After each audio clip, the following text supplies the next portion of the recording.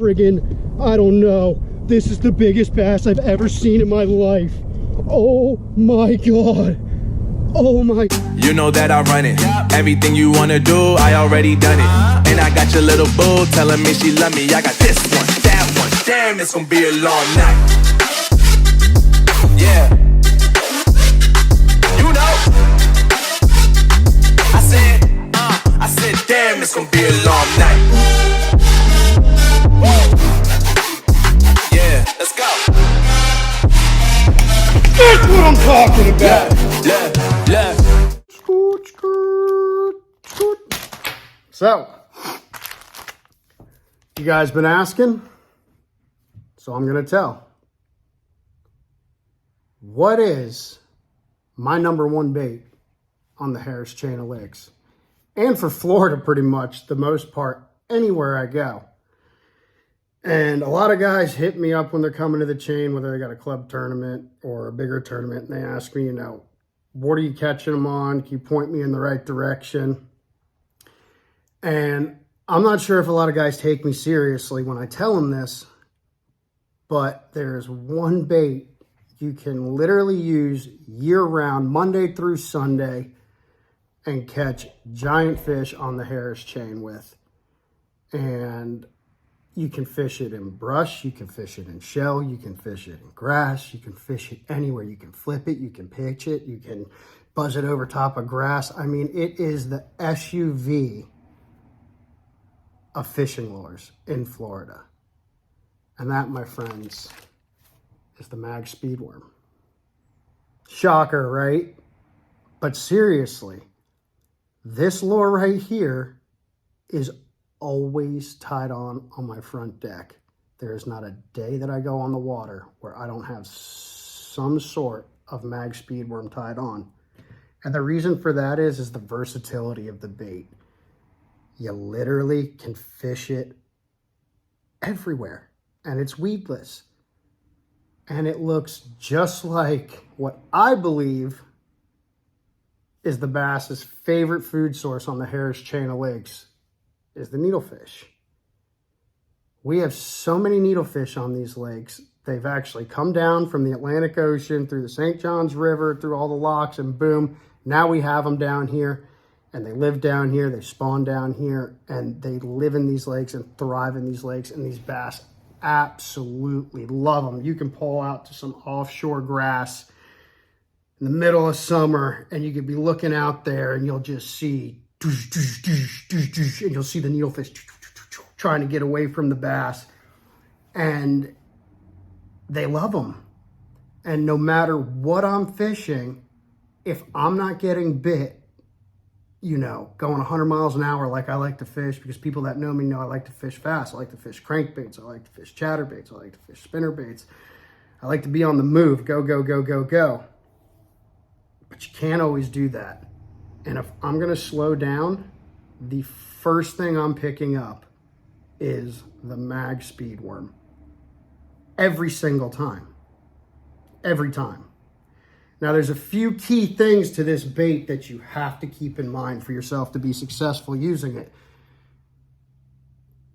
Whether you're fishing in 2 feet of water, 1 foot of water, all the way out to 20 feet deep. Being in contact with the structure at all times is what's going to get you bit.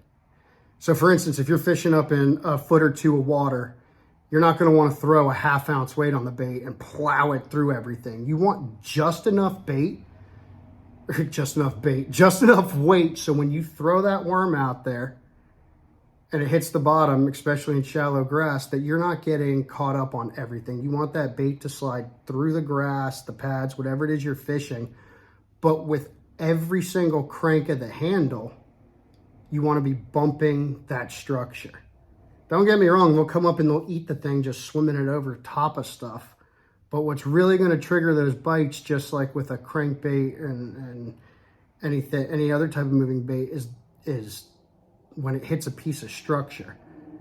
Like when you're throwing a spinnerbait in wood, it's almost mind-blowing how as soon as that spinnerbait hits a piece of wood, a bass clobbers the damn thing if they're in the area almost every time. And it's the same thing with this worm. And how I fish this worm through every piece of structure is more or less exactly the same. Whether I'm fishing in a foot of water or grass, I cast it out there, I let it hit the bottom, and I slow crank that worm. I reel it as slow as I have to where on every crank I'm ticking what grass, wood, shell, brush pile. Because if you're not coming through it, they're just slap flat out not going to eat it as well. So you fishing up shallow, you want to use anywhere from an eighth to maybe a quarter. Past, 4 feet and down, you want to use a 3/8 to 3/8 in the grass. Maybe if you're trying to keep it down on the bottom on shell, you're going to want to use a half ounce.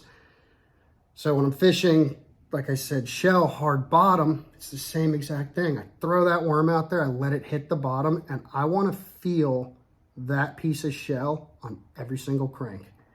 And I don't care how slow you have to crank it, you want it to go just like in the grass that's in a foot of water. And them son of guns are going to come up and they're going to smoke that damn thing. If I'm out there fishing brush, a lot of the times I throw it out there, get lined up on it, and I reel it in, and I'm reeling it as slow as I can so I know I'm going to hit that brush pile.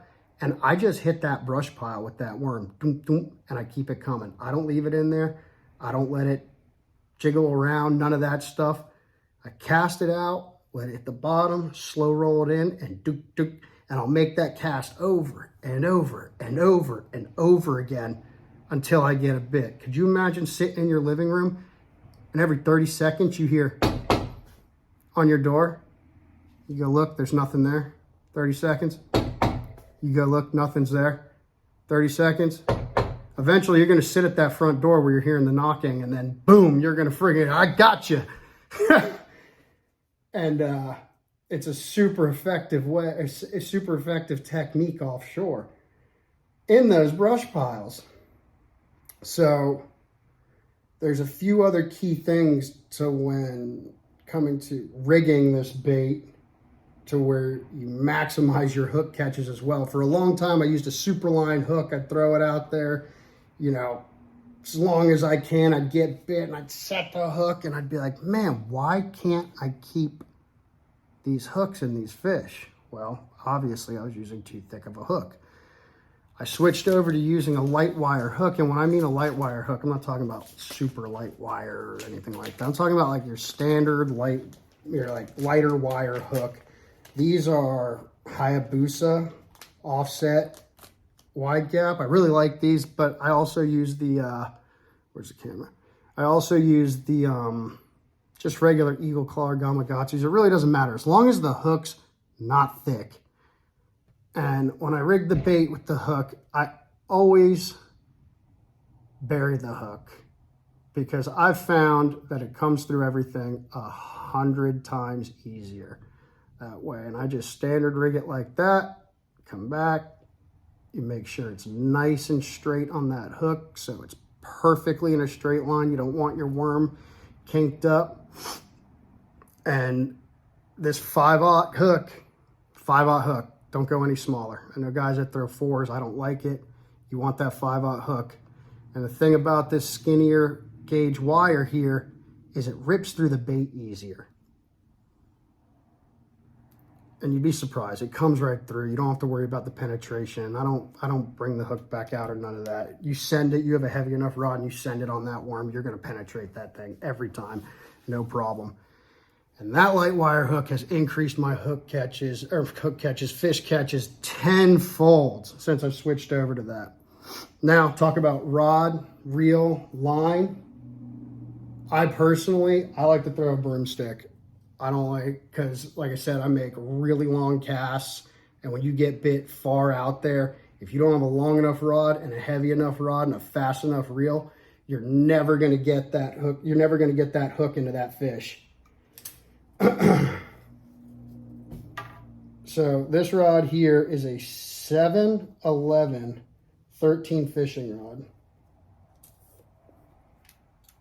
And I absolutely love this thing. 7-11 Omen Black or whatever it is. 7-11, yeah. And I got it paired with a Lew's speed spool. This is the $100 reel with 20-pound fluorocarbon. And let me tell you, that setup right there will absolutely get you through any situation with that worm. You can fish the worm anywhere once again. I could literally fish with one rod all day long. I could flip that stupid speed worm with that rod on 20-pound fluoro and still get the fish out of there. Now, back to why I use 20-pound fluorocarbon line is because in Florida, you never know when you're gonna hook that giant bass. And I used to throw a lot of 15-pound fluorocarbon, and man, did I get my heart broken so many times using it. Yes, I do believe you might get a few more bites on the 15-pound test, but for the most part, our waters are so much, they're mostly dirty around here to where I don't even think it matters. And you gotta throw the heavier line, because when you do hook them bigger fish, they pull, and they pull hard. And if they hit you right next to the boat and you send it on the hook set, you're breaking it off every single time. The gear ratio on that reel, 7:3 to 1. I don't like to go much higher than that because I like to creep this worm around really slow. And when you get anything above that, it's hard enough for me to slow down as it is. So a little bit slower reel helps me out. Trying to think if I left anything out for you guys on this, but that's pretty much how I do it year round. And you're going to catch absolutely giant fish if you stick to this technique. If you just pick that rod up all day long, you're going to smoke them. Oh, something I forgot. I never pegged my worm. I don't know what it is about it, but if you are stopping and hopping that worm around, not having that thing pegged gets you a ton of bites. I do stroke these things, flutter them, work them through the grass a little bit, let the fish tell me how they want it. But to be honest with you, 90% of the time I'm casting it out there and I am just slow cranking that son of a gun in there. I hope this video helped you out. If you guys like these types of videos, let me know. I'll put more in, and check out Mag Speedworm Fish Catch. And yeah, keep me informed. Let me know. I want to start putting out a lot more videos for you guys. I've been slacking hard because I like to do all these like little edit things and it takes me forever. So I need to start doing more stuff like this. Well, thanks for stopping by, guys. Take it easy.